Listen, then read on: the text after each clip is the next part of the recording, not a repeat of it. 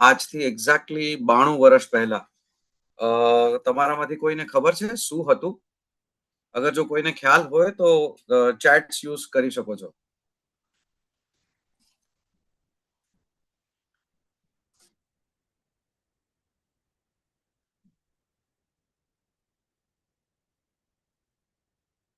કોઈને કઈ અંદાજો હોય કે આજથી 92 વર્ષ પહેલા એક એક્ટિવિટી થઈ હતી? યસ, મને ફર્સ્ટ આન્સર આવી ગયો છે. જન્મભૂમિ ન્યૂઝપેપર. જન્મભૂમિ ન્યૂઝપેપરનું આજે 93rd ડે છે.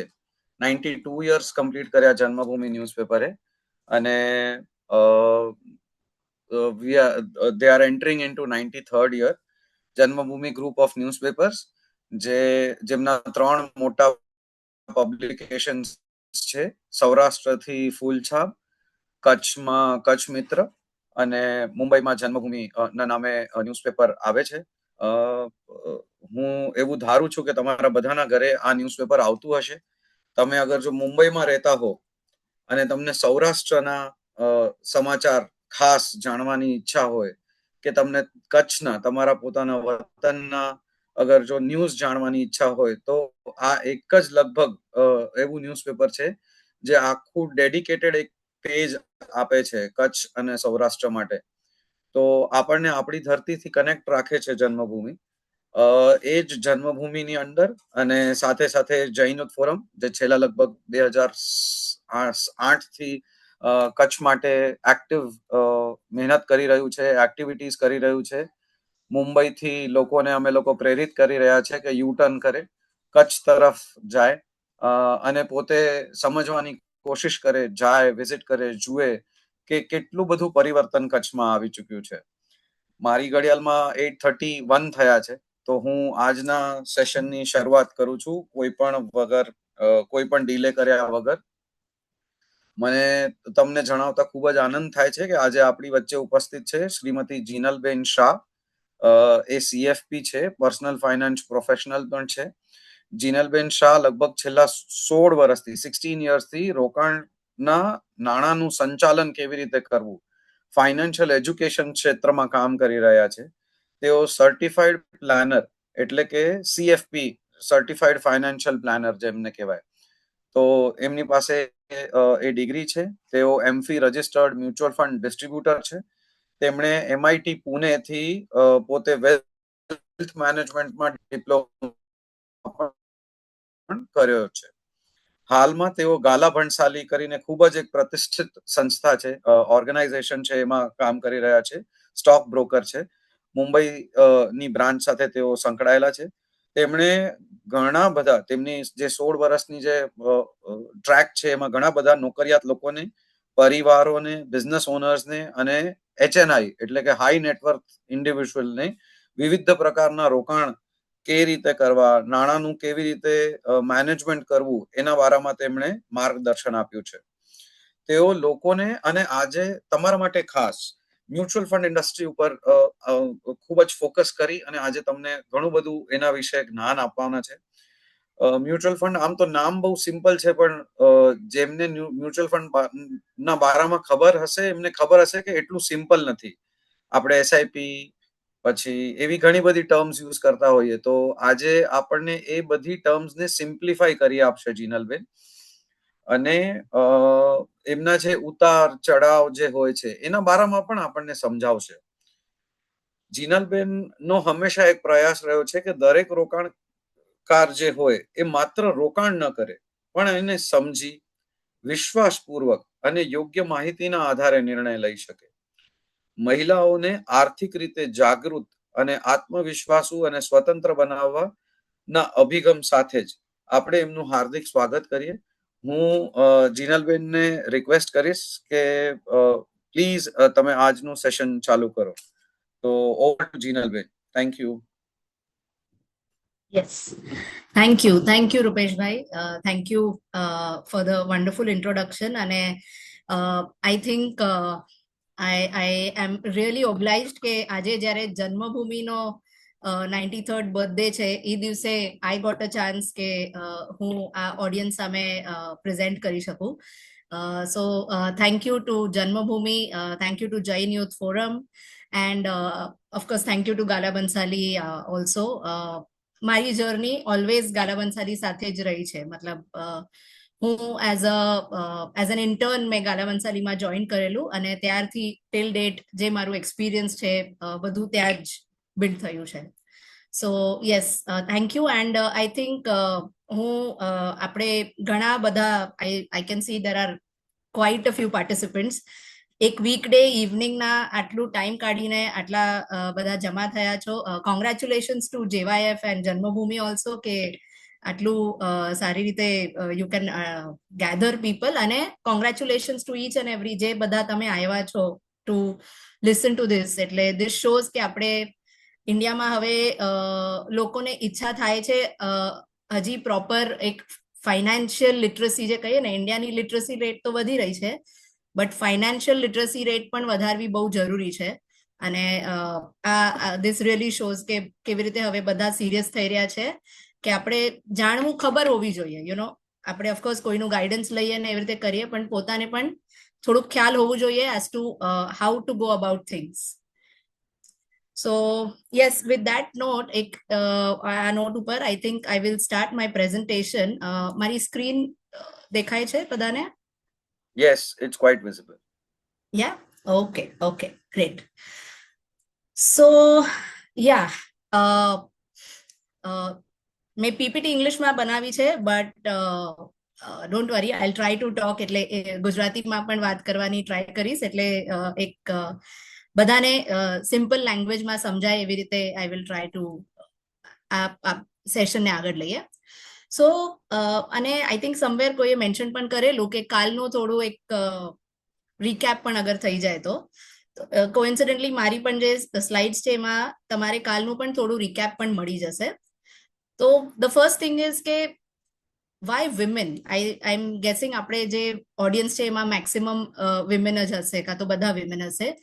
તો વાય વિમેન શુડ બોધર, કેમ આપણે મહિલાઓને જરૂરી છે આ સમજવું, યુ નો, બિકોઝ ઇન્ડિયામાં ટ્રેડિશનલી મેલ ઓરિએન્ટેડ રહ્યું છે, especially financial investment decision taking. તો પણ હવે what we are also seeing કે, અને ઇનફેક્ટ અમે તો અમારા પણ મીટિંગ્સમાં, અમારે જે ક્લાયન્ટ ઇન્ટરેક્શન્સ હોય એમાં પણ અમે ઇન્સિસ્ટ કરીએ કે ના, women of the family should also be part of the discussion. So એ બહુ જરૂરી છે, because day to day women ઘર મેનેજ કરતા હોય છે. તો જે કાલે પણ આપણા સેશનમાં કવર થયું છે કે બજેટિંગ, સ્પેન્ડિંગ, કેવી રીતે ખર્ચ કરવાનું, શેના માટે ખર્ચ કરવાનું, એ બધું વિમેન અગર ઇન્વોલ્વ હશે તો બેટર રીતે ઘરનું ફાઇનાન્સ પ્લાન થઈ શકે. અને આજકાલ there are many independent women also, individuals, for various reasons. So there are quite a few reasons જેના માટે વિમેનને આ બધી જાણ હોવી બહુ જરૂરી છે.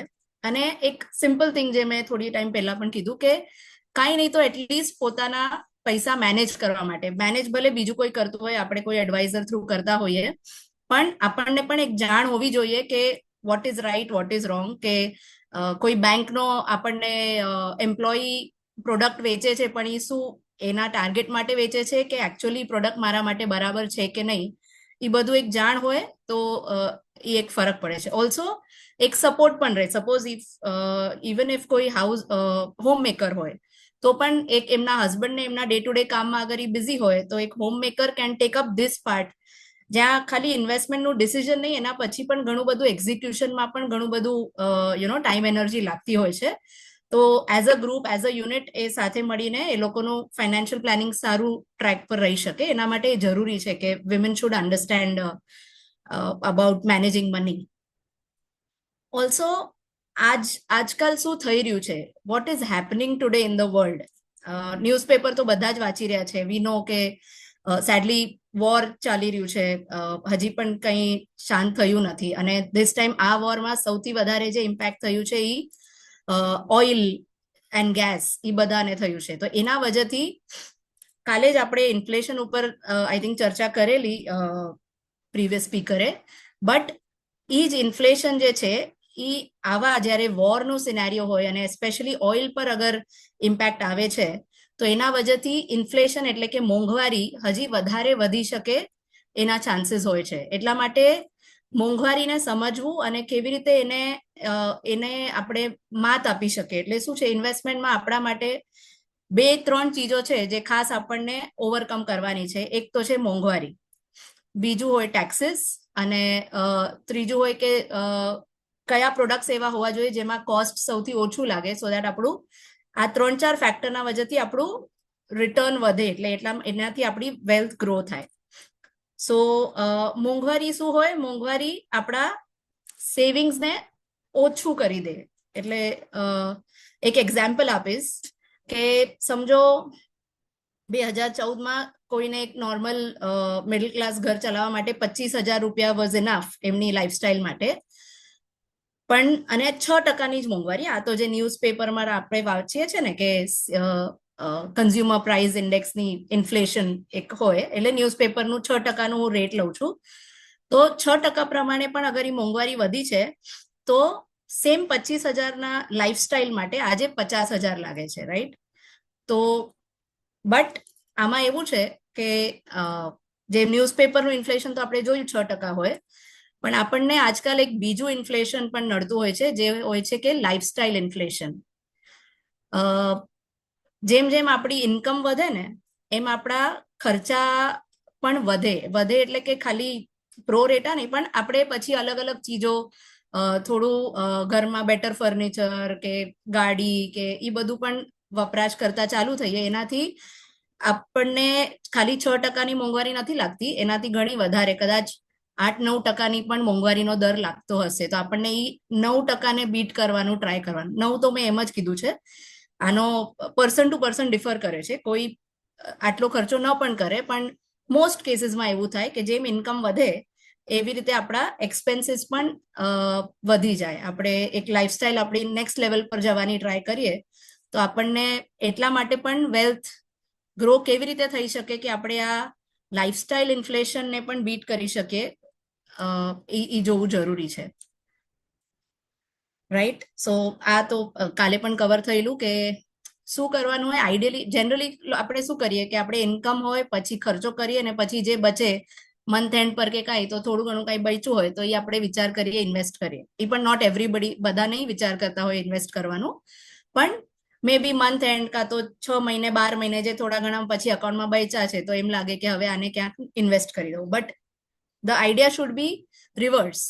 આપણે જે અર્ન કરીએ છીએ એમાંથી ઓલવેઝ આપણે એક ડિફાઇન કરી લેવું જોઈએ કે હું 10-20-30% એટલીસ્ટ સેવ કરવાની ટ્રાય કરીશ અને પછી બાકીનો એ પ્રમાણે ખર્ચ કરીશ, મારા નીડ્સને પહેલા ઇમ્પોર્ટન્સ આપીને, એવી રીતે. Okay, so now coming to the main point આજના સેશનનું, કે આપણે મોંઘવારીને બધું તો સમજ્યા છીએ, પણ હવે ઇન્વેસ્ટમેન્ટ શું હોય? ઓકે, એના માટે પહેલા તો સેવિંગ. તમે સેવ કર્યો, પણ ખાલી સેવ કરીને ઇનફ નથી થવાનું. આપણે જે સેવ કર્યું છે એને સારી રીતે ઇન્વેસ્ટ એવી રીતે નાખવાનું છે અલગ અલગ ઇન્વેસ્ટમેન્ટ ઓપ્શન્સમાં કે જેનાથી આપણી વેલ્થ ગ્રો થાય. તો આમાં છે ને એક બહુ જ ઇન્ટરેસ્ટિંગ કોન્સેપ્ટ હોય છે જેને કહેવાય છે power of compounding. Okay, in fact magic of કમ્પાઉન્ડિંગને આઇન્સ્ટાઈને પણ 8th wonder of the world કીધું છે. તો એ કમ્પાઉન્ડિંગને સમજવું બહુ જ જરૂરી છે, અને I just show you some examples for this. એના માટે તો આ એક ટેબલ, ઇનફેક્ટ મારા પાસે આ ટેબલ લાંબો હતો. 1994 થી લઈને 2024 સુધીનો આપણે જે અલગ અલગ ઓપ્શન્સ હોય ઇન્વેસ્ટ કરવા માટે, પીપીએફ આપણે લગભગ બધાના ઘરોમાં આ લગભગ પીપીએફ નું ઇન્વેસ્ટમેન્ટ થયું હશે ઇન ધ પાસ્ટ. જે લાસ્ટના 10-20-30 વર્ષ છે, પીપીએફ લગભગ બધાને ખ્યાલ હશે, કાં તો એફડી તો છે જ. તો આ ચાર્ટ શું કહે છે તમને કે પીપીએફ થઈ ગયું, એફડી છે, ગોલ્ડ સિલ્વર છે, અને સેન્સેક્સ છે, અને લાસ્ટમાં ઇન્ફ્લેશન એટલે કે મોંઘવારી. તો આ બધામાં 1994 થી લઈને 2024 સુધી શું દર રહ્યા છે, એવરી યર શું રિટર્ન મળ્યું છે ઈ પ્રોડક્ટથી કે ઈ ઇન્ફ્લેશન છે તો એનું શું દર રહ્યું છે. તો આ એક આખો ચાર્ટ હતો અને આ એક ખાલી તમને કોન્સેપ્ટ સમજાવવા માટે છે, એટલે 2026 સુધીનું લેટેસ્ટ અપડેટેડ નથી, બટ આઈ થિંક આના ઉપરથી તમને એક આઈડિયા આવી જશે હું શું કહેવા માંગુ છું. તો આ ચાર્ટ શું બોલી રહ્યો છે કે 94, 2004, 2014 અને 2024 આ બધામાં તમે જોશો તો પીપીએફ એફડી જે 94માં તમને 10-12% આપતા હતા, પછી ગોલ્ડ સિલ્વર છે અને સેન્સેક્સ અને નિફ્ટી છે.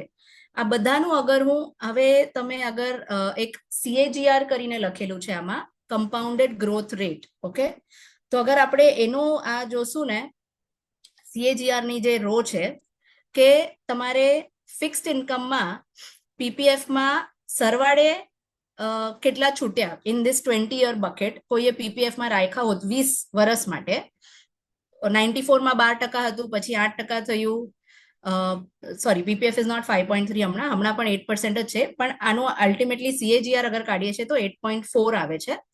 તો 20 વર્ષ અગર કોઈએ પીપીએફમાં પૈસા રાખ્યા છે તો એ તમારા 8.4% પ્રમાણે કમ્પાઉન્ડેડ એટલે કે ચક્રવર્તી વ્યાજ 8.4% છૂટ્યું છે એમાં. Same way FD 7.5. હવે જસ્ટ એક લાસ્ટ જે આપણી કોલમ છે ઇન્ફ્લેશન, એમાં અગર તમે જોશો તો ઇન્ફ્લેશનનું જે ચક્રવર્તી વ્યાજ દર રહ્યું છે 6.3. તો આ ક્લિયરલી આપણને દેખાય છે કે જે મોંઘવારી છે એ અગર 6.3% પર વધી છે, મારું એફડી ફક્ત મને 7.5% આપ્યું છે એફડીએ ઇન પાસ્ટ 20 years, અને પીપીએફએ પણ 8.4, એટલે બેરલી આ જે ન્યૂઝપેપર વાળું ઇન્ફ્લેશન છે એને બીટ કરી રહ્યા છે. વેલ્થ ક્રિએશનનો આમાં સ્કોપ ઓછો દેખાઈ રહ્યો છે. પછી આવે છે ગોલ્ડ સિલ્વર. હવે ગોલ્ડ સિલ્વરમાં પણ એવું રહ્યું છે કે લાસ્ટ 20 yearsનું અગર આપણે ચક્રવર્તી વ્યાજ જોઈએ તો 10-11% એવરેજ બન્યો છે. એમાં પણ મોરસો લાસ્ટ 3-4 વર્ષમાં વધારે ગોલ્ડ સિલ્વરનું રેટ વધારે એમાં રિટર્ન બન્યું છે, એટલા માટે પણ આ ચક્રવર્તી વ્યાજ તમને વધારે દેખાઈ રહ્યું છે, નહીં તો કદાચ એનું એવરેજ 8-9% જેવું જ આવે. બટ ઠીક છે, આપણને 10-11% આમાં પણ મળ્યા હોત અગર આપણે આમાં ઇન્વેસ્ટ કર્યું હોત. અને પછી આવે છે ઇક્વિટી સેન્સેક્સ નિફ્ટી, એટલે જે આપણે ન્યૂઝપેપરની હેડલાઇનમાં જોતા હોઈએ છે સેન્સેક્સ ઉપર ગયું નીચે ગયું એમાં તમે જોશો તો રિટર્ન તમને 14-15% બન્યા છે. તો આમાં તમે જુઓ છો કે મોંઘવારીના સામે અહીંયા કેટલા ઘણા વધારે રિટર્ન બની ગયા છે. ઓકે, હવે જસ્ટ એક અડધી મિનિટ લઈશ કદાચ on what is equity. Okay, equity હોય શું, સેન્સેક્સ અને નિફ્ટી જે છે આ શું હોય? તો બેસિકલી આપણે જનરલી આપણે બધા જે હમણાં છીએ આઈધર ગુજરાતીઝ, કચ્છીઝ, મે બી મારવાડીઝ ઓલ્સો, તો આપણે બધા જે જૈન કાં તો ગુજરાતી કમ્યુનિટી હોય બ્રોડલી, જનરલી આપણે બિઝનેસ કરવા વાળા ઇન ધ પાસ્ટ આપણી જે પહેલાની જનરેશન્સ હતી મોસ્ટલી બિઝનેસમેન કહેવાય. પણ ઇન લાસ્ટ 1 or 2 generations ધીરે ધીરે એસ્પેશિયલી અમારું જનરેશન કદાચ જોઈએ તો હવે ઘણા પ્રોફેશનલ્સ થઈ રહ્યા છે, કાં તો સેલરીડ હોય છે, મોટી કંપની, નાની કંપની, સ્ટાર્ટઅપ ઇઝ અગેન એટલે બિઝનેસમાં જ આવી ગયું, પણ કોઈના અંડર કામ કરતા હોય કે વોટ એવર. તો આપણે ઘણા ખરા હવે એવા છીએ જે બિઝનેસ નથી કરી શકતા, પોતાના રીઝન્સ છે, બિઝનેસ કરવું ઇઝી નથી રહ્યું, કાં તો એટલું કેપિટલ નથી, એટસેટ્રા એટસેટ્રા. તો જે પણ રીઝન હોય, તો જ્યારે હું પોતે બિઝનેસ નથી કરી શકતી પણ મને ખબર છે કે જનરલી પૈસા તો બિઝનેસમાં જ બને લાંબા ગાળે. ઓકે, તો it is a very good opportunity કે હું નથી કરી શકતી તો હું બીજા કોઈના બિઝનેસમાં એટલીસ્ટ ઇન્વેસ્ટ કરી શકું છું કે નહીં. અને જે મ્યુચ્યુઅલ ફંડ છે, હું ડિટેલમાં એના બારામાં કહું છું આગળ, પણ મ્યુચ્યુઅલ ફંડ એક બહુ જ સરસ આપણને આખો એક સેટઅપ કરી આપે છે, જ્યાં હું થોડા પૈસા પણ દર મહિને કરીને પણ અગર નાખું છું તો ઇનડિરેક્ટલી હું કોઈના બિઝનેસમાં પાર્ટિસિપેટ કરી શકું છું, મારી નાની મૂડીથી પણ સ્ટાર્ટ કરીને. તો આ એક બ્યુટીફુલ વે છે કે જ્યાં હું એકચ્યુઅલી બિઝનેસમાં પણ પાર્ટ લઈ શકું છું, જ્યાં બટ મારે કંઈ બિઝનેસમાં ડે ઇન ડે આઉટ રહેવાની જરૂર નથી, એ બિઝનેસ બીજા કોઈ કરી રહ્યા છે, પણ હું એમાં એઝ એન ઇક્વિટી ઓનર એમાં એડ થાઉં છું.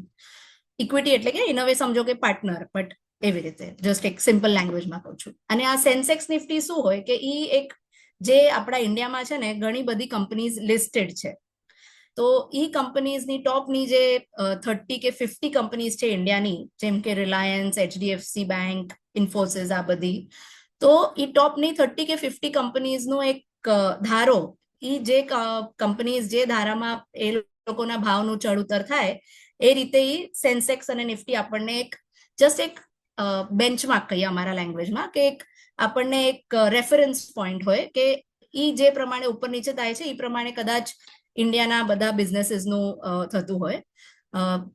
ડિટેલમાં જઈએ તો એવું જરૂરી નથી, બટ એક બ્રોડ અન્ડરસ્ટેન્ડિંગ માટે ધીસ ઇઝ ઇનફ કે ઓકે, અગર ઇન્ડિયાની ટોપની 30 કે 50 કંપનીઝનું આવી રીતે રેટ અપડાઉન થાય છે તો દેટ મીન્સ દેટ ઇઝ ઈ આપણને સેન્સેક્સ અને નિફ્ટી દેખાડે છે.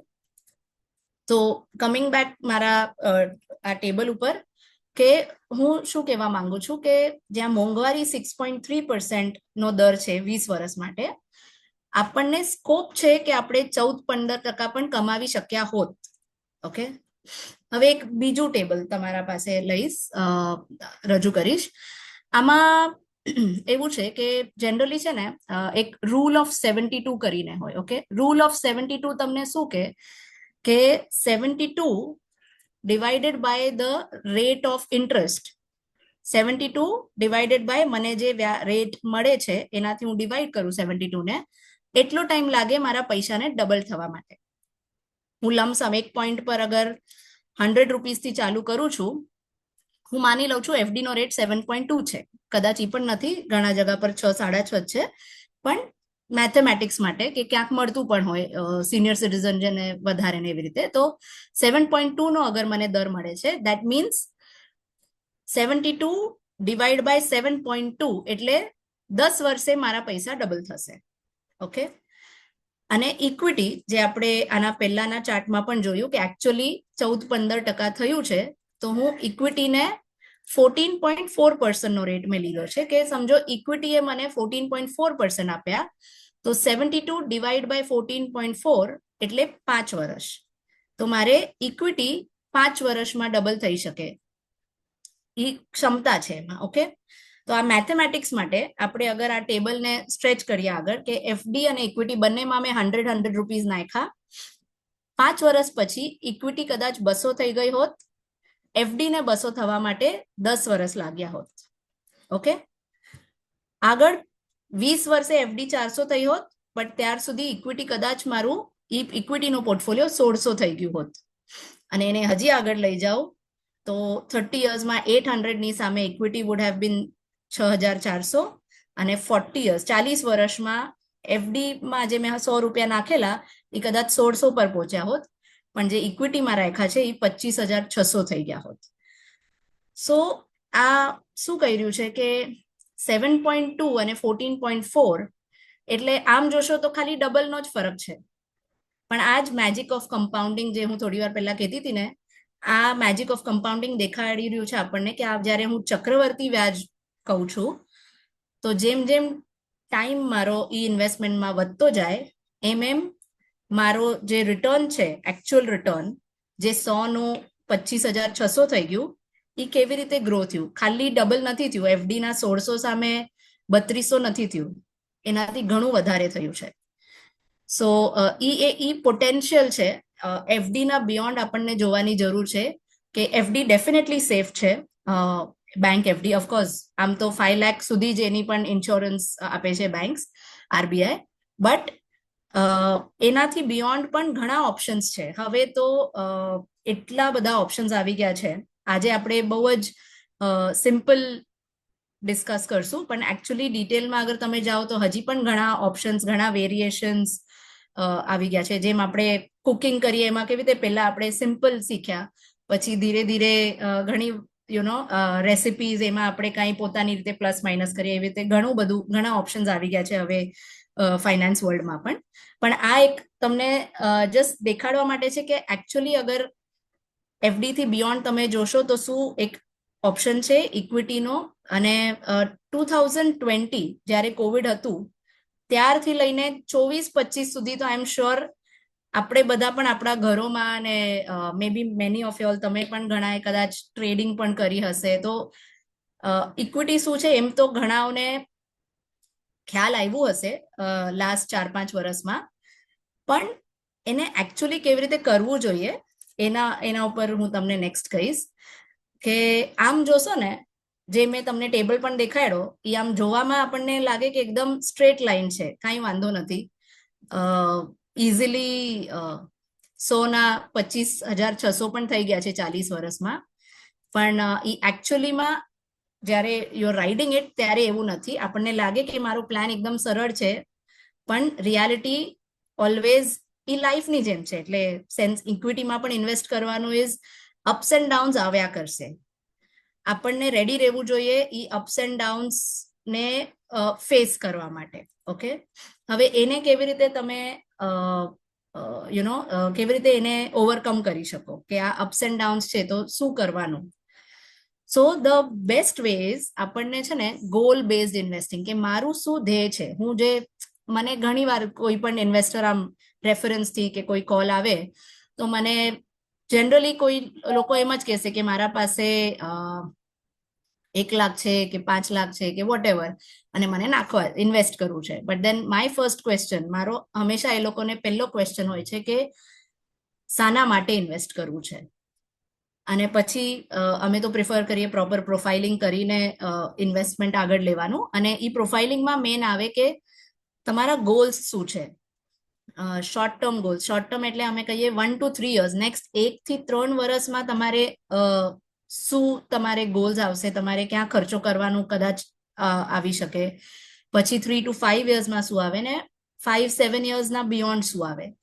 તો આવી રીતે અગર આપણે ગોલ બેઝ ઇન્વેસ્ટ કરશું ને, તો માર્કેટ શું છે કે માર્કેટ શું લાગી રહ્યું છે એ બધું જોવાની એટલી જરૂર નહીં પડે. એટલે એની ચિંતા જ કરવાની જરૂર નહીં પડે. બિકોઝ અગર તમારું કોઈ ગોલ 1 કે 2 વર્ષમાં છે, મને 2022-23માં ઘણા કોલ્સ એવી રીતે જ આવે કે ના માર્કેટમાં જ નાખવા છે.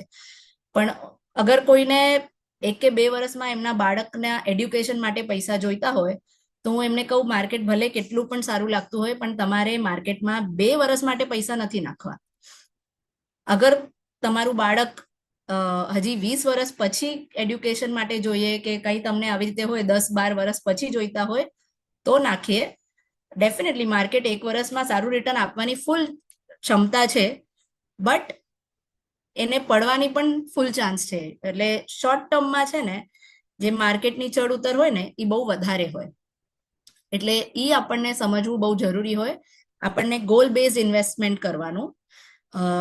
ખાલી જે મારા આગળ આવે છે કે એક જ એસેટ ક્લાસમાં કે એક જ ઇન્વેસ્ટમેન્ટ ઓપ્શનમાં બધા પૈસા ન નાખી દેવાય. જેમ આ એક, અને પછી અમારા પાર્લાન્સમાં, અમારા ભાષામાં અમે કહીએ એસેટ એલોકેશન. એટલે કે બેસિકલી તમારા જે પૈસા છે એ અલગ અલગ બકેટ્સમાં નાખવા જોઈએ. જેમાં એક્ઝામ્પલ છે કે આપણને ખાલી દાળ ભાત ખાવા રોજ કહે કોઈ તો ગમે શું, એટલે કોઈકને કદાચ ગમતું પણ હોય, તો એ એનું રિસ્ક પ્રોફાઇલ છે કે એને એ એવું જ ગમે છે. પણ મોસ્ટલી આપણને બિયોન્ડ અ પોઈન્ટ પછી બોરિંગ લાગશે કે એમાં એટલા માટે. અને પછી અગર આપણે રોજ ખાલી તીખું તમતમતું જ ખાઈએ તો પણ ચાલે શું? ન ચાલે, બિકોઝ એમાં એસિડિટી પણ થઈ શકે ને એના બીજા રિપરકશન્સ હોય. તો એક મિક્સ્ડ, એક બેલેન્સ ડાયટ હોવું બહુ જરૂરી છે. બીજું એક્ઝામ્પલ લઈએ તો સમજો ક્રિકેટ ટીમ હોય, તો ક્રિકેટમાં પણ કેવી રીતે હોય, બેટ્સમેન્સ પણ હોય, બોલર્સ પણ હોય, એક કેપ્ટન હોય. એવી રીતે આપણી પણ ઇન્વેસ્ટમેન્ટનું જે એક પોર્ટફોલિયો હોય એ અલગ અલગ પોકેટ્સમાં હોવું જોઈએ. સો દેટ આમ તો તમે પ્લાન ઓફકોર્સ કરી શકો છો, પણ ઇનફેક્ટ લાઈફમાં ઘણીવાર અનપ્લાન્ડ ચીજો પણ થઈ જાય, રાઈટ? તો એક અનપ્લાન્ડ ચીજને કાં તો આપણા લાઈફમાં થાય અને કાં તો માર્કેટમાં, જેમ હમણાં છે ઇકોનોમીમાં વોર ને બધું ચાલી રહ્યું છે વર્લ્ડમાં, તો એ જે પણ કારણસર આપણા પોર્ટફોલિયોમાં અલગ અલગ ચીજોમાં રોકાયેલા હોય ને પૈસા, તો પછી એક બેલેન્સ બની રહે. અને ક્યારેક ઇમરજન્સીમાં પૈસા જોઈએ તો આપણે એ રીતે એને ટેપ કરી શકીએ. તો હવે આવીએ કે ભાઈ મ્યુચ્યુઅલ ફંડ શું હોય. ઓકે, અલ્ટિમેટલી આ તો સમજ્યા કે ફિક્સ રિટર્ન હોય કે ઇક્વિટી હોય. તો મ્યુચ્યુઅલ ફંડ શું હોય કે તમારે, આપણે સમજો આમ 100-200 પીપલ આપણે જમા થયા છે, એવી રીતે ઇન્વેસ્ટર એ 5,000 છે એના પાસે, બી પાસે 10,000 છે, એમ કરીને એક પૂલ જમા થાય. એ પૂલ એ મ્યુચ્યુઅલ ફંડ હાઉસ મેનેજ કરે, અને એ લોકોએ એક્સપર્ટ્સને રાખ્યા હોય જેને ફંડ મેનેજર કહીએ આપણે, અને એ ફંડ મેનેજર આપણા બધાના પૈસા જમા કરે, અને પછી અલગ અલગ જે ઓપ્શન્સ છે, કાં તો શેર બજાર વાળા ફંડ્સ હોય, કાં તો ખાલી બોન્ડ્સ વાળા એફડી જેવા ફંડ પણ હોય, ખાલી ગોલ્ડ સિલ્વરમાં નાખવા વાળા ફંડ હોય, કાંઈ બધાનું મિક્સચર પણ હાઇબ્રિડ ફંડ કહેવાય, કે બધાનું મિક્સ કરીને પણ અલગ અલગ પ્રપોર્શનમાં નાખી શકે એવા ફંડ્સ હોય. તો આ એક મ્યુચ્યુઅલ ફંડની બ્યુટી હોય કે હું પોતે તો એઝ એન ઇન્ડિવિજ્યુઅલ આપણા પાસે કદાચ એટલું ટાઈમ નહીં હોય, એનર્જી ન હોય, એટલી અન્ડરસ્ટેન્ડિંગ ન હોય, નેટવર્ક ન હોય કે ઇક્વિટી બજારમાં શું ચાલી રહ્યું છે, તો હું મારા બિઝનેસમાં કે મારા બીજા કામમાં બિઝી હોઉં, તો રેધર હું મારા પૈસા એક ફંડ મેનેજરને આપું, અને બીજું પણ કે મારા પાસે કદાચ નાની નાની અમાઉન્ટ જ હોય છે પર મંથ, તો હું એવી રીતે એક ફંડ મેનેજરને આપું, અને એ ફંડ મેનેજર મારા બિહાફ પર મને મારા ગોલ પ્રમાણે, ઓકે, એના માટે આઈડિયલી એક ઇન્વેસ્ટમેન્ટ એડવાઇઝર તમારા જે અગર હોય તો એ જે ગાઈડ કરે એ પ્રમાણે કે તમારા જે ગોલ્સ હોય એ પ્રમાણે પછી તમારે ખાલી બોન્ડ વાળા ફંડમાં નાખવાનું કે ઇક્વિટી વાળા કે મિક્સચરમાં કે ક્યાં નાખવાનું, એ તમને હેલ્પ કરી શકે. અને એવી રીતે so this is mutual fund કે જ્યાં બધાના ફંડ જમા થાય અને એવી રીતે ઇન્વેસ્ટ થાય. ઓકે, હવે નેક્સ્ટ ઇઝ એસઆઈપી. ઘણી વાર છે ને લોકોને મ્યુચ્યુઅલ ફંડ એટલે એસઆઈપી એટલે એ છે ને એ બંને વર્ડ્સ બહુ જ ઓલ્ટરનેટિવલી એટલે એમ લાગે કે મ્યુચ્યુઅલ ફંડ એટલે એસઆઈપી, એસઆઈપી એટલે એ પણ એક કોઈ એસેટ ક્લાસ જ છે, પણ એવું નથી. એસઆઈપી કોઈ એસેટ ક્લાસ નથી. એસઆઈપી ખાલી એક મેકેનિઝમ, એક રસ્તો આપે છે આપણને કે મ્યુચ્યુઅલ ફંડમાં ઇન્વેસ્ટ કરવા માટે. હવે મ્યુચ્યુઅલ ફંડમાં તમારે ઇન્વેસ્ટ કરવું હોય, એક સાથે તમારા પાસે લાખ, 2 લાખ, 10 લાખ હોય તો એક સાથે પણ નાખી શકો, અને કાં તો તમારા પાસે મહિને દિવસે 5, 10, 15, 20 જેટલા 5,000, 10,000 જેટલા તમારા પાસે મંથ ઓન મંથ એક્સ્ટ્રા પૈસા રહેતા હોય આપણા પાસે, તો એને એક સિસ્ટમેટિક વેમાં, એસઆઈપી નું ફૂલ ફોર્મ શું હોય? સિસ્ટમેટિક ઇન્વેસ્ટમેન્ટ પ્લાન, કે એ એક ઓટો વેમાં ઇન્વેસ્ટ થતું હોય એનું એક સિસ્ટમ આપણને સેટ કરી આપે છે મ્યુચ્યુઅલ ફંડ. બીજી રીતે જોઈએ તો એ આપણે બેંકમાં જે આરડી કરીએ, રેકરિંગ ડિપોઝિટ, એના જેવું જ થઈ જાય, પણ એ બેંકમાં કરીએ એટલે એનું જે બેંકમાં આરડી કરીએ એનું વ્યાજદર આપણને એફડી ની જેમ જ 6-7% જ મળી શકે. અહીંયા એ ફિક્સ્ડ અમાઉન્ટ તમારા બેંક અકાઉન્ટમાંથી ડેબિટ થાય એટલે પોતે જ કપાઈ જાય અને ઇન્વેસ્ટ થઈ જાય. તો એની જે એક બ્યુટી છે, મેઇન થિંગ ઇઝ કે ઓટોમેટેડ છે. ઓકે, તમારે એમાં દર મહિને કઈ ડિસિઝન લેવાની જરૂર નથી. એકવાર બેઠા અને આપણને એક અંદાજો હોય કે મારા પાસે મહિનાના 5, 10, 15,000 રે છે એક્સ્ટ્રા, તો એકવાર ડિસાઈડ કર્યું તો એના પછી આપણે એક સિસ્ટમ એમાં આપણી ડેટ પણ ડિસાઈડ કરી શકીએ કે મને દર મહિનાના 5 તારીખે જોઈએ કે 10 તારીખે, તો ઓટોમેટિક મારા બેંક ખાતામાંથી પૈસા ડેબિટ થઈ જાય અને સામે જે ફંડ્સ ચૂઝ કર્યા હોય એમાં એ ઇન્વેસ્ટ થતા જાય. તો આ એક ચાર્ટ આપણને ખાલી દેખાડે છે કે સમજો તમે 5,000 દર મહિને નાખો છો એક ફંડમાં, જે ફંડ તમને 12% આપી શકે છે. આ ઇક્વિટી ઓરિએન્ટેડ એટલે બજાર સેન્સેક્સ ઓરિએન્ટેડ ફંડ હશે. તો એવા ફંડમાં તમે 20 વર્ષ માટે સમજો નાખો છો, તો દેટ મીન્સ તમે 5,000 કરીને ટોટલ 12 લાખ. આ બીજી બ્યુટી છે એસઆઈપી ને, કે ટીપે ટીપે સરોવર ભરાય, ખ્યાલ પણ ન આવે ખાલી 5,000 હતું એમાં ક્યાં 12 લાખ ઇન્વેસ્ટ થઈ ગયા. તો એ 12 લાખની અને પછી જે પાવર ઓફ કમ્પાઉન્ડિંગ 12%ના હિસાબે અગર એ ગ્રો થયું છે તો 12 લાખના સામે ઓલમોસ્ટ 50 લાખ રૂપિયા બની ગયા છે. અને આ તમને બાર ચાર્ટમાં પણ દેખાશે કે ઇનિશિયલી તમે 60,000 નાખ્યા છે સમજો ફર્સ્ટ યરમાં, 5,000 12 મહિના માટે, તો એની વેલ્યુ કદાચ એવી રીતે ગ્રો થાય, પણ ધીરે ધીરે તમે જુઓ છો મેજિક ઓફ કમ્પાઉન્ડિંગ કે 20 વર્ષે તમે નાખ્યા છે ફક્ત ટોટલ 12 લાખ, પણ એના બની ગયા છે 50 લાખ રૂપીઝ. અનધર એક બીજું ઇમ્પોર્ટન્સ ઓફ એસઆઈપી ઇઝ રૂપી કોસ્ટ એવરેજિંગ. એટલે આપણે સમજો શાક પણ લેવા જઈએ તો આપણે ટ્રાય કરીએ ને કે આપણે નેગોશિએટ કરીએ શાકવાળા સાથે કે ના હજી 5 રૂપિયા ઓછા, એવી રીતે. તો આપણે કંઈ પણ અગર તમે ઇન્વેસ્ટ કરો છો ઇક્વિટીમાં, સ્પેશિયલી બજારમાં, તો ત્યાં જેટલું સસ્તા ભાવે તમે લઈ શકશો એટલું તમારા માટે તમારું રિટર્ન એટલું સારું બની શકશે ફ્યુચરમાં. બરાબર? તો હવે આમ તો છે ને માર્કેટને ટાઈમ કરવાનો, એટલે એક્ઝેક્ટ એનું જે હોય કે માર્કેટ હમણાં એકદમ સમજો નીચે છે તો એ નીચેનું એનું અમારા લેંગ્વેજમાં કહીએ કે એને બોટમ પકડવી બહુ મુશ્કેલ હોય. માર્કેટનું એકદમ નીચેનું પોઈન્ટ કયું છે કોઈને નથી ખબર. સેમ વે એનું ટોપ પણ પકડવું બહુ બહુ મુશ્કેલ હોય કે ક્યારે એ ઉપર છે. હવે 2024 એન્ડમાં ઉપર હતું ત્યારથી સાઇડવેઝ છે, હવે વચમાં માર્ચ મહિનામાં નીચે હતું. તો આ બધું જાણવું પકડવું એ બધું બહુ મુશ્કેલ હોય. એના કરતા અગર તમે દર મહિને એક ફિક્સ્ડ અમાઉન્ટ નાખતા જાઓ તો પોતાની મેળે તમારું કોસ્ટ છે ને એવરેજ થઈ જાય. એક સિમ્પલ એક્ઝામ્પલ અહીંયા દેખાડીશ કે 5,000 સમજો કોઈ ઇન્વેસ્ટ કરે છે. આ 6 મહિનાનું જ દેખાડ્યું છે કે 30,000 ઇન્વેસ્ટ કર્યા. હવે એનએવી એટલે કે ભાવ, શું ભાવ છે એ ફંડનું, ઓકે, એટલે પ્રાઇસ કયા ભાવે મળે છે. તો જાન્યુઆરી મંથમાં 50 રૂપીઝના હિસાબે મળતું હતું. તો 5,000 અગર નાખ્યા છે ને 50 રૂપી એક યુનિટનો એનો ભાવ છે, દેટ મીન્સ મને 100 યુનિટ્સ મળ્યા. હવે ફેબ મહિનામાં કંઈક થયું, માર્કેટ પડી એટલે એનો જે ભાવ છે એનું પ્રાઇસ છે એ 50 થી 40 થઈ ગયું. પણ હું 5,000 જ નાખું છું તો એને હવે મને 125 યુનિટ્સ મળ્યા, એટલે મને યુનિટ્સ વધારે મળ્યા. માર્કેટ પડ્યું પણ મારે તો હમણાં કંઈ બુક નથી કરવું, મારે પૈસા કાઢવા નથી, હું તો ઇન્વેસ્ટ જ કરું છું. તો મારા માટે આ સારું થયું કે માર્કેટ પડ્યું.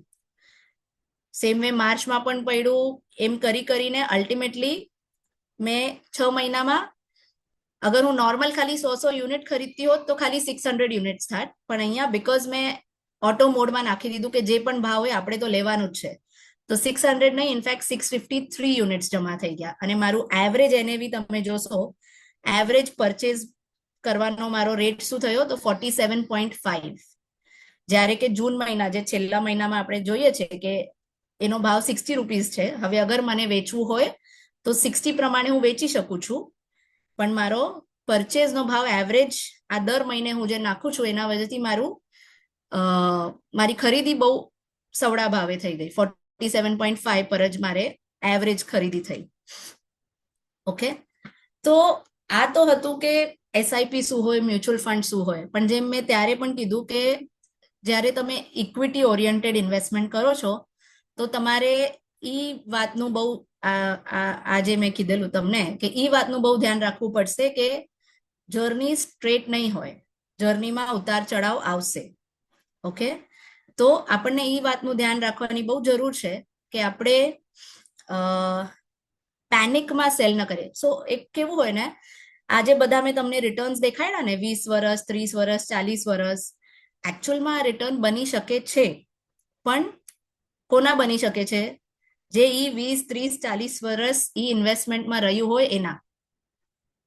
અગર તમે એટલું ટાઈમ ઈ ચીજને ન આપી શકો તો બટ એટલે એટલીસ્ટ 7-10 વર્ષ તો આપવા જોઈએ આમાં, તો તમને આવા રિટર્ન દેખાઈ શકે. પણ અગર તમે એવું ન કરી શકો તો જે આ 14% દેખાય છે એ પેપર પર રહી જાય અને આપણને એકચ્યુઅલ જે અર્ન થાય એ કદાચ 6-7% જ થાય, બીકોઝ આપણે જલ્દી નીકળી ગયા ત્યાંથી.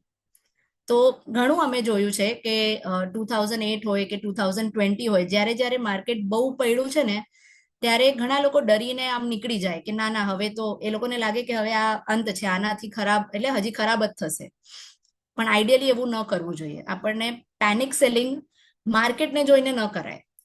તમારું ગોલ આવવાનું હોય, ઇનફેક્ટ જે મેં થોડી ટાઈમ પહેલા કીધું ગોલ બેઝ ઇન્વેસ્ટિંગ. સમજો તમારા 10 વર્ષે તમારો ગોલ છે કે મારા બાળકને મારે હાયર એડ્યુકેશન માટે મોકલવાનો છે, તો 7-8 વર્ષ થઈ જાય ને ઇન્વેસ્ટમેન્ટમાં, ત્યારથી પછી એના ઉપર વધારે ધ્યાન આપવાનું કે હવે અગર મારે સારું રિટર્ન બની ગયું હોય તો પહેલા જ એને સેફ કરી દેવાનું. વેટ નહીં કરવાનું કે 10મા વર્ષે જોઈશે ત્યારે કાઢીશ. તો ઈ પણ એટલા માટે જે તમે ઇન્વેસ્ટ કરશો એને તમારે રેગ્યુલર રિવ્યુ પણ કરવાની જરૂર છે. હું એમ નથી કહેતી કે ફંડ ચેન્જ કર્યા કરજો, સેમ ફંડમાં તમારે થોડા ટાઈમ રહેવું જરૂરી હોય, બટ એટલીસ્ટ એક રિવ્યુ વર્ષે એકવાર તો જોવું જોઈએ કે હા હું શું નાખું છું, જે બન્યું છે એ બરાબર છે, માર્કેટ ક્યાં છે, મારું ગોલ શું છે, હવે મારા ગોલમાં કેટલું ટાઈમ બાકી છે, એ પ્રમાણે મારે કઈ ચેન્જીસ કરવા છે કે નહીં. તો ગોલ પ્રમાણે કરવાનું, માર્કેટ જોઈને ડરીને પેનિક સેલિંગ નહીં કરવાનું. કાં તો માર્કેટમાં હમણાં પણ થોડા ઇન્વેસ્ટર્સ એવા જે નવા જે 2020 થી 24માં ઇન્વેસ્ટ કરવાનું શરૂ કર્યું હોય ને એ લોકોએ હમણાં 1-2 વર્ષથી માર્કેટ અગર નીચે છે તો એ લોકો ડરીને કે છે કે ના હવે એસઆઈપી બંધ કરીએ, કાંઈ રિટર્ન બનતા નથી. પણ જેમ મેં ઓલા ટેબલમાં દેખાડ્યું કે જ્યારે રેટ નીચે છે ત્યારે ઉલટાના તમારા યુનિટ્સ વધારે પરચેસ થશે. તો આવા ટાઈમે તો એસઆઈપી બંધ કરાય જ નહીં. કાં તો તમે બહુ જ રિટર્ન વધારે એક્સપેક્ટ કરીને આવ્યા હો, જે 20%, 15% પણ જોયા હોય એવા રિટર્ન જોઈને, પણ ખાલી રિટર્ન ઉપર નહીં જવાનું. આપણને 12% પણ અગર મળી રહે ને આમાંથી તો પણ ડિસન્ટ હોય in equity investment. Okay, so that is the idea કે સ્ટે ઇન્વેસ્ટેડ, એસઆઈપી ને ચાલતું રાખો, એન્યુઅલી રિવ્યુ કરો અને કમ્પાઉન્ડિંગને એનું મેજિક કરવા દો. એને વચમાં અનનેસેસરી ડરીને કે કંઈ બ્રેક નહીં કરી દેતા. આ એક ઇન્વેસ્ટરનું ઇમોશન સાયકલ. ઓકે, એક ઇનફેક્ટ અમારે ઇન્વેસ્ટમેન્ટ્સમાં બિહેવિયરલ ફાઇનાન્સ બાય ઇન્વેસ્ટમેન્ટ છે ને એ બિહેવિયર ઉપર વધારે નિર્ધારિત હોય છે રેધર દેન નંબર્સ. તો માર્કેટમાં પણ એવું જ થાય. તમે જોશો કે ઉપર જ્યારે માર્કેટ ઉપર હોય ને ત્યારે ઘણા લોકોને ત્યારે જ નાખવું હોય માર્કેટમાં, બધાને લાગે કે હું રહી જઈશ. બટ એકચ્યુઅલી શું હોય કે જે એકદમ નીચે હોય ને માર્કેટ, ત્યારે જે નાખે ને માર્કેટમાં પૈસા એ વ્યક્તિ બનાવી શકે કે જે બીજા ડરતા હોય ત્યારે ડરે નહીં. અને એટલે નીચે જ્યારે માર્કેટ નીચે હોય ત્યારે બીજા ડરતા હોય ત્યારે આપણે ડરવાનું નહીં. અને ઉપર જ્યારે બધા ગ્રીડી હોય, ઘણાને લાગતું હોય કે ના હમણાં નાખવા જેવું છે, ત્યારે આપણે ગ્રીડી નહીં થવાનું. ત્યારે જેમ મેં કીધું કે આપણો અગર ગોલ 10 વર્ષ નો હતો ને 8 વર્ષે અગર મારે સારું રિટર્ન આવી ગયું તો આપણે ભલે હજી 1-2 વર્ષ સારું લાગતું હોય બજાર, પણ આપણે પછી ધીરે ધીરે એને સેફ કરી દેવાનું. તો આ એક સમજવું બહુ જરૂરી છે. અને મારા પાસે ટાઈમ આઈ થિંક 5 મિનિટનો જ છે.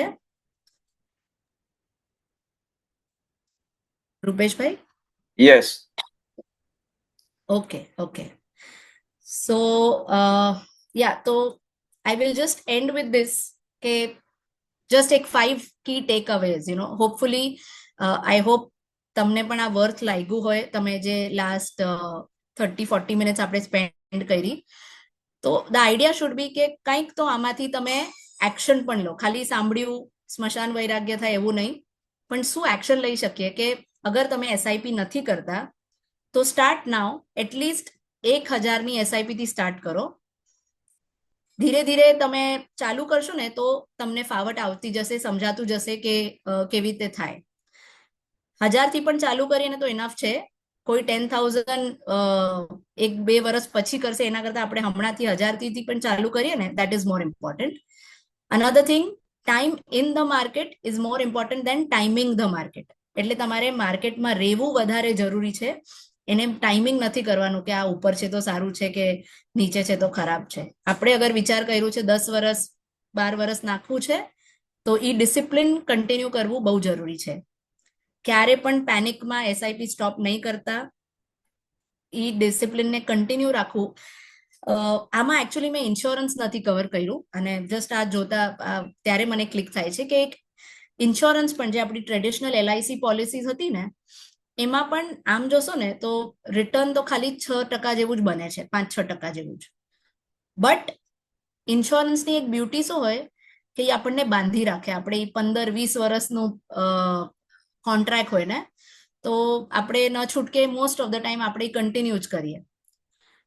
તો ઇન્વેસ્ટમેન્ટ મ્યુચ્યુઅલ ફંડનું એક નેગેટિવ એ છે કે એ બહુ ફ્લેક્સિબલ પ્રોડક્ટ છે. એટલે આમ તો પોઝિટિવ છે, બટ એટલું ફ્લેક્સિબલ છે કે જોઈએ ત્યારે એસઆઈપી બંધ કરી શકો, જોઈએ ત્યારે ચાલુ કરો, કોઈ બંધન નથી. જેટલું નાખ્યું છે એટલું તો ગ્રો થશે. તમે બંધ પણ કરી તો જોઈએ ત્યારે ઉપાડી લો. ટેક્સ ને એક્ઝિટ લોડ ને પેનલ્ટીને જોવું પડે, બટ ફ્લેક્સિબિલિટી ઘણી છે. પણ એ ફ્લેક્સિબિલિટીનો આપણે ગેરફાયદો ડરીને કેવી રીતે ન ઉપાડવો જોઈએ. આપણે જે આપણું ડિસિપ્લિન છે એ કન્ટિન્યુ કરવો જોઈએ. ઓકે, તો તમારું જે બેન્ચમાર્ક છે એ તમારો ગોલ છે. જેમ મેં કીધું થોડો ટાઈમ પહેલા કે તમારા ગોલ્સ ડિફાઇન કરો. તમારે શાના માટે ઇન્વેસ્ટ કરવું છે. બાજુવાળાના શું રિટર્ન બન્યા, અરે ઓલાએ તો ઓલા સ્ટોકમાં આટલા બનાવી લીધા કે ઓલાએ ગોલ્ડમાં નાખીને આટલું કમાવી લીધું, કાંઈ ફરક નથી પડતું. આજથી હવે મને મારો ગોલ શું છે ને એ પ્રમાણે, કાં તો બજાર શું છે એ પણ જોવાની જરૂર નથી. આપણે આપણા ગોલ પ્રમાણે સમજીને આપણું રિસર્ચ કરીને પ્રોપરલી ઇન્વેસ્ટ કરવાનું. અને last but not the least, emotions are expensive. એટલે જેમ મેં કીધું કે બીજા ડરે ત્યારે ડરવાનું નહીં, અને બીજા જ્યારે ગ્રીડી થાય ત્યારે ગ્રીડી નહીં થવાનું. અને એસઆઈપી ની આ બીજી બ્યુટી છે કે તમારા ઇમોશનને કાઢી દે, ઓટોમેટેડ છે ને, તમારે દર મહિને ડિસાઈડ નથી કરવું પડતું. એકવાર ડિસાઈડ કર્યું મહિનાના આટલા જવા જોઈએ, તો એ પોતે ઇન્વેસ્ટ થયા કરે. અને આપણે ડરીએ છીએ કે એનાથી આપણે અગર ઇન્વેસ્ટમેન્ટ ચાલુ રાખીએ તો એ ઓટોમેટેડ વેમાં થઈ જાય, અને આપણે આપણા ઇમોશન્સથી એ પોર્ટફોલિયોને ફરક ના પડે, બીકોઝ એ ઓટો મોડમાં ચાલતું હોય. Last but not the least, તમારે બીજાઓથી સ્માર્ટ થવાની જરૂર નથી. વોરન બુફે સરનું આ એક સેઇંગ છે, we don't have to be smarter than the rest, we have to be more discipline than the rest. આપણે ખાલી આપણું ડિસિપ્લિન રાખવાની જરૂર છે. અને જોઈએ તો એક જે આપણા ગાઈડ હોય, ઇન્વેસ્ટમેન્ટ એડવાઇઝર કે હોય, એ પણ અગર સાથે હોય તો એનાથી પણ ફરક પડે. આપણને એક સાઉન્ડિંગ બોર્ડ હોય, કહીએ ને કે જ્યારે બજારમાં બહુ ડર ફેલાયેલો હોય તો એટલીસ્ટ કોઈ વ્યક્તિ હોય જે આમાં એક્સપર્ટ હોય, એને અગર એના સાથે આપણે ડિસ્કસ કરી શકીએ તો આપણને પણ એક રાહત મળે કે નોટ ટુ વરી, આપણે ટ્રેક પર છીએ. તો અગેન, આપણને બીજાથી સ્માર્ટ થવાની જરૂર નથી, આપણને ખાલી વધારે ડિસિપ્લિન રહેવાની જરૂર છે. આપણું પોર્ટફોલિયો પોતે સારું બની જશે. Thank you. Thank you so much જીનલબેન. આજે અમુક ક્વેશ્ચન્સ આવ્યા છે ચેટમાં, હું તમને રીડ કરું છું. કોઈએ એક એકદમ ઓપન એન્ડેડ ક્વેશ્ચન પૂછ્યો છે, which mutual fund is good for investment, એટલે કયું મ્યુચ્યુઅલ ફંડ સારું છે ઇન્વેસ્ટમેન્ટ માટે. બધાને સીધા તમે હાઈએસ્ટ પર્સન્ટેજ કયામાં રિટર્ન આપે છે ખાલી એ જ આપો અમને, બીજું કઈ નથી જોઈતું. નહીં, it's okay, I can understand. Stop કરી નાખજો, it will be better. So, હા, શેરિંગ ને, હા, એક મિનિટ. ઓકે, યસ થઈ ગયું. હા, તો હવે કયું મ્યુચ્યુઅલ ફંડ સારું છે ને, એ એક બહુ ડિફિકલ્ટ ક્વેશ્ચન છે આન્સર કરવા માટે, ફ્રેન્કલી. જેમ મેં કીધું કે આઈડિયલી તો પ્રોફાઇલિંગ કરીને સમજવું પહેલા તો કોના માટે કયું એસેટ ક્લાસ, કઈ દિશામાં જવું જરૂરી છે. અને એમાં પણ પછી ઇન્ડિયામાં તો હમણાં આઈ થિંક 55 ફંડ હાઉસ છે. એક ફંડ હાઉસના 20-25 સ્કીમો હશે, તો દેર ઇઝ ટુ મચ. એટલે ઇનફેક્ટ અમારું કામ જે છે ને, એ થોડું આમ હોમિયોપેથી ડોક્ટર જેવું છે. વી પ્રિફર કે પ્રોપર એક પ્રોફાઇલિંગ થાય, એના પછી કેવું ઇઝી થાય. અધરવાઇઝ તો ઘણા ફંડ્સ છે, અને વિનર્સ કીપ રોટેટિંગ. આજે તમે જે જોશો લાસ્ટ 1 year 3 year ટોપ, એ કાલે ટોપ પર રહેશે કે નહીં જરૂરી નથી. તો આપણે કન્સિસ્ટન્ટ ફંડ જોવા જોઈએ. તો ડિફિકલ્ટ ટુ સે એક કે બે. કરેક્ટ. બીજો એક ક્વેશ્ચન છે, લગભગ ETY મની ઇઝ સેફ. હવે ETF હોવું જોઈએ મને લાગે છે. આઈ થિંક ETF હશે. Yeah money is safe. See again, સેફટીનું તો એવું છે ને, ઇનફેક્ટ તમે વ્યાજ પર પૈસા આપો ને, બેંકમાં રાખો છો, આરબીઆઈ વાળી બેંક છે તો ઠીક છે, 5 લાખ સુધી ઇન્સ્યોરન્સ છે ને લગભગ વાંધો ન આવે કે આરબીઆઈ બોન્ડ છે એ તમારા સેફ છે. પણ અધરવાઇઝ જે આપણે વ્યાજ પર કોઈને પૈસા આપીએ ને, તો ઇનફેક્ટ એ પૈસા આખું તમારી મૂડી પણ સેફ નથી કદાચ, અગર સામે પાર્ટી પછી એના ઉપર ડિપેન્ડ કરે. પણ જ્યારે તમે બજારમાં પૈસા નાખો છો તો તમારા પૈસા ઝીરો તો નહીં થાય, ઓકે, પણ એ પૈસાની ચડ ઉતર તો થઈ શકે. હવે ETF એટલે શું હોય? જનરલી ઇન્ડેક્સ ઉપર, જેમ મેં કીધું ને, સેન્સેક્સ ને નિફ્ટી, જે ટોપની 30 કે 50 કંપનીઝ છે. આમ તો ઘણા ETF છે હવે ઇન્ડિયામાં પણ, ગોલ્ડ ઉપર પણ હોય, બધા ઉપર. તો એ જે અંડરલાઈન છે, ETF શું કરે છે કે અગર હું નિફ્ટીનું ETF લઉં છું, દેટ મીન્સ નિફ્ટીની જે 50 કંપનીઝની જે ચડ ઉતર થશે, એ પ્રમાણે મારા ETF ની પણ ચડ ઉતર થશે. તો અગર માર્કેટ ખરાબ છે તો એ પણ તમારું નેગેટિવ તો જઈ શકે. તો અગર તમે સેફટી એંગલથી પૂછો છો તો કેપિટલ ગેરંટી નથી, પ્લસ માઇનસ થયા કરશે. પણ હા, એક બ્રોડ જે માર્કેટનું છે એ પ્રમાણેનું રિટર્ન બનશે. કરેક્ટ. હજી એક ક્વેશ્ચન છે, ma'am, if possible can please also tell how to face tax 12.5% in mutual fund. So face, હવે everybody has to face this tax of 12.5%. Mutual ફંડ્સમાં જે તમે ઇન્વેસ્ટ કરો છો એ ઇક્વિટી વાળા મ્યુચ્યુઅલ ફંડમાં અગર કરો છો, 1 વર્ષની અંદર અગર તમે સેલ કરો છો તો તમને ઇનફેક્ટ 20% ટેક્સ ભરવો પડે છે. તમે અગર કંઈ ગેઇન કર્યું હોય, સમજો 100 નાખ્યા ને 120 થયા, તો 20 રૂપિયા ઉપર તમારે હજી 20% એટલે 4 રૂપિયા ટેક્સ આપવું પડશે. પણ 1 વર્ષ પછી અગર સેલ કરો છો તો 12.5%નું તમને ટેક્સ ભરવું પડશે. હવે એમાં આઈ થિંક ફ્રેન્કલી હું સીએ નથી, a chartered accountant can guide better on this, but I think એક ક્લોઝ એવો હોય છે કે તમે જે ઇક્વિટીના ને ગેઇન જે છે લોંગ ટર્મના, એ લઈને અગર તમે તમારું ફર્સ્ટ ટાઈમ અગર તમે તમારા ઘર માટે ઇન્વેસ્ટ કરો છો તો કદાચ એ તમને બાદ મળી શકે. બટ બેટર તમે તમારા સીએ સાથે ચેક કરજો કે how you can save that tax. But એ નહીં તો generally 12.5, I think first 1,25,000 profit પર ટેક્સ નથી, એના ઉપર જે પ્રોફિટ થશે એના ઉપર 12.5%નો ટેક્સ લાગશે. કરેક્ટ. જીનલબેને છે ને અહીંયા એક ખૂબ સરસ વાત કરી, એ બધાએ ખાસ ધ્યાન આપવા જેવી છે કે જે ટેક્સ લાગે છે ને એ 100 રૂપિયાની ઇન્વેસ્ટમેન્ટ પર 120 જ્યારે થાય છે ત્યારે ખાલી 20 રૂપિયા ઉપર ટેક્સ લાગે છે. તો આ પોઈન્ટ જે છે ને એ ખૂબ જ સમજવાની જરૂર છે. તમારી પ્રોફિટનું થોડુંક ઓછું થાય છે, તમારા ખીચામાંથી કઈ યસ, ઇનફેક્ટ સોરી હવે જતું નથી. તમે ખાલી એટલું જ સમજો કે તમે મળ્યા છો. એસઆઈપી ક્યાં એકદમ બેસિક ક્વેશ્ચન આવ્યો છે. તમારો નેટવર્ક થોડું ઇશ્યુ લાગે છે. નાઉ બેટર. એસઆઈપી હવે ક્યાં better ખોલાય? હવે આવે છે અવાજ? હા, યસ યા હા, એસઆઈપી ક્યાં ખોલાય? હવે ઇન્ડિયામાં છે ને 2 ઓપ્શન છે. તમે કાં તો ડાયરેક્ટલી પણ મ્યુચ્યુઅલ ફંડ બાય કરી શકો છો. કોઈ એવી વેબસાઇટ્સ હોય જે એગ્રીગેટ તમને આપતું હોય, એના ઉપર જઈને કાં તો એક મ્યુચ્યુઅલ ફંડ હાઉસ એચડીએફસી છે કે આઈસીઆઈસીઆઈ છે, એના ઉપર જઈને તમે તમારું અકાઉન્ટ ઓપન કરો અને ડાયરેક્ટ ઇન્વેસ્ટમેન્ટ કહેવાય અને ડિરેક્ટ ફંડ ચૂઝ કરો. અને કાં તો બીજો ઓપ્શન હોય મ્યુચ્યુઅલ ફંડ ડિસ્ટ્રીબ્યુટર થ્રુ જાઓ, તો એમાં રેગ્યુલર ફંડ્સ લઈ શકો. તો બંને ઓપ્શન છે આપણા પાસે. આપણને અગર કોઈ સારો એવો ડિસ્ટ્રીબ્યુટર ખ્યાલ હોય કાં તો ઇન્વેસ્ટમેન્ટ એડવાઇઝર ખ્યાલ હોય તો ઇટ ઇઝ બેટર કે આપણે એમના થ્રુ જઈએ, અનલેસ આપણા પાસે ટાઈમ એનર્જી હોય કે આપણે પોતે જોઈ શકીએ કયા ફંડ સારા ને પછી એનું ટ્રેક પણ રાખી શકીએ. અને ઘણો ટાઈમ મેં તો 1-2 એવા જસ્ટ એક વાત શેર કરીશ. એક ઇન્વેસ્ટરનું મને ખ્યાલ છે, એમણે પોતે ઇન્વેસ્ટમેન્ટ કરવાનું વિચાર કર્યું કે કોઈ એડવાઇઝર થ્રુ નહીં, ડાયરેક્ટ કરશે. હવે 2-3 વર્ષ પહેલા છે ને ક્વોન્ટ મ્યુચ્યુઅલ ફંડના ફંડ્સ બહુ સારા રિટર્ન્સ આપતા હતા. તો એ જોઈ વાંચીને મીડિયામાં ને બધું સાંભળીને કે કંઈ એમણે ક્વોન્ટ લેવાનો વિચાર કર્યો, પણ જ્યારે એમણે એકચ્યુઅલી બાય કર્યું તો એમણે ક્વોન્ટમ બાય કરી દીધું. તો એવું પણ દેટ્સ વાય, એટલે બહુ ધ્યાન રાખવું પડે. પોતે પણ કરી શકો ડાયરેક્ટ, પણ ધ્યાન રાખીને કરજો અને નહીં તો કોઈ એડવાઇઝર થ્રુ કરજો. કરેક્ટ. હવે અમુક ક્વેશ્ચન છે ને એ સિમિલર ઉપર છે, તો હું એ ક્વેશ્ચન ઘડી પૂછતો નથી, હું અવોઇડ કરું છું સેમ ક્વેશ્ચન્સ ને રિપીટ કરવાનું. What about bonds? તમે બોન્ડ્સ ઉપર કંઈ હાઇલાઇટ આપી શકો તો?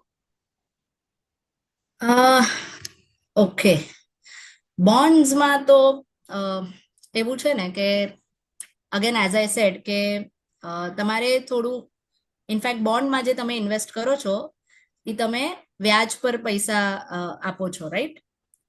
તો તમારે ઇનફેક્ટ ત્યારે જ્યારે બોન્ડમાં ઇન્વેસ્ટ કરો છો તો એ કંપનીનું હજી તમારે બેટર અન્ડરસ્ટેન્ડિંગ હોવી જોઈએ. ઇક્વિટીમાં તો શું હોય, તમે એક પોર્ટફોલિયો મ્યુચ્યુઅલ ફંડ થ્રુ અગર જાઓ છો તો એક પોર્ટફોલિયોમાં ઇન્વેસ્ટ કર્યું છે તો એમાં પૈસા ઝીરો નહીં થાય, ચડ ઉતર થશે. પણ બોન્ડમાં કોઈ ઇન્ડિવિજ્યુઅલ બોન્ડમાં કે કંઈ તમે પૈસા આપ્યા છે અને અગર એ કંપનીને પ્રોબ્લેમ થયો તો એ પૈસા અટકી પણ શકે. એટલે એના બદલે કદાચ કાં તો બોન્ડમાં તમે આરબીઆઈ બોન્ડ જેવું કરો, બેંક એફડી તો છે જ, કોર્પોરેટ એફડીઝ પણ થોડી ઘણી ઇન્ટરેસ્ટિંગ હોય છે, પણ એ કોર્પોરેટ કંપની સદ્ધર હોવી જોઈએ. અને અધરવાઇઝ તમે મ્યુચ્યુઅલ ફંડમાં જે બોન્ડ વાળા ફંડ હોય એના થ્રુ કરો. હાઇબ્રિડ ફંડ જે મેં કીધું, જેમાં મિક્સચર હોય ઇક્વિટી અને બોન્ડ્સનો, એમાં કરો તો એમાં શું એક પોર્ટફોલિયો મળી રહે ને, તો એ થોડું બેટર થાય. તમારે હાઇબ્રિડ ફંડમાં પણ 8-10% એટલે મોંઘવારીને એટલીસ્ટ બીટ કરી શકે એવા રિટર્ન તો બની શકે ને ટેક્સ એફિશિયન્ટ પણ. કરેક્ટ. એક વોટ્સએપ પર ક્વેશ્ચન આવ્યો છે. I want to invest monthly 2000. How to divide in Nifty 50, Nifty next 50 to Nifty 500?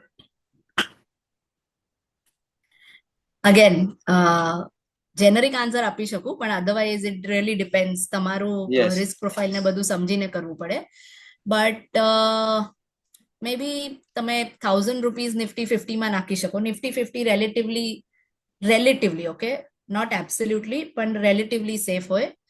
તો સેફ એટલે કે એમાં ચડ ઉતર થોડીક ઓછી થવાના ચાન્સ હોય. એટલે તમે 1000 એમાં નાખો, સમજો બાકીના 500 નિફ્ટી નેક્સ્ટ 50 અને નિફ્ટી 500 માં પણ નાખી શકો. નિફ્ટી નેક્સ્ટ 50 માં કદાચ પોટેન્શિયલ વધારે છે આપવાનો રિટર્ન, પણ રિસ્ક રિટર્ન ઓલવેઝ હંમેશા સાથે જ જાય ને, કે જેમાં રિટર્ન વધારે બનવાના ચાન્સ છે એમાં જ્યારે પડે છે ત્યારે પડવાના પણ ચાન્સ વધારે છે. કરેક્ટ. હજી એક ક્વેશ્ચન આવ્યો છે, વોટ અબાઉટ ગોલ્ડ બોન્ડ્સ?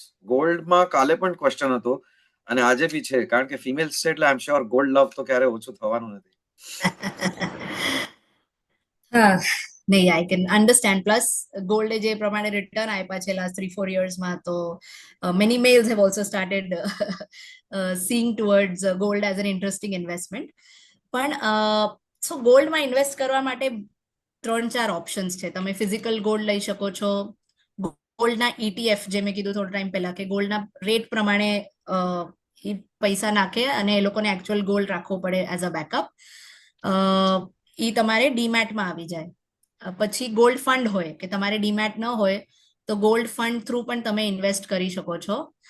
અને એક આ જે હતું સોવરન ગોલ્ડ બોન્ડ, અગર તમે આની વાત ભારતીબેન પૂછે છે, તો આ છે ને ગવર્મેન્ટે 8-9 વર્ષ પહેલા કાઢેલા, અને પછી ઘણા ટાઈમ સુધી ગવર્મેન્ટે ઇસ્યુ કર્યું, પણ હવે નવા ઇસ્યુ નથી આવતા એ બોન્ડ્સના.